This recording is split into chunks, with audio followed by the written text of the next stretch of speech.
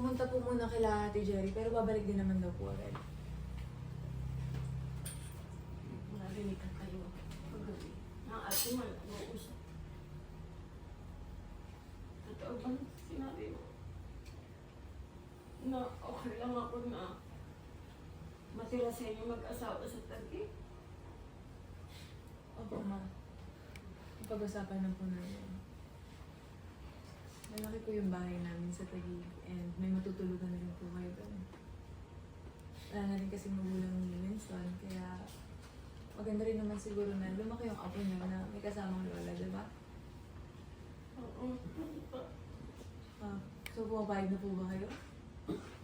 Pumapayag na ako, tsaka mas maganda na bigyan natin ng pagkakataon yung kapatid mong maging malati yan.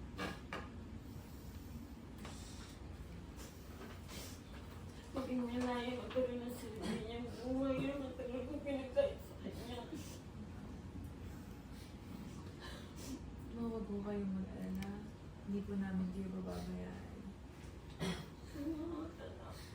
Ibig sabihin po ba neto, boto na rin po kayo dun sa Brian? Hindi naman magmamadali.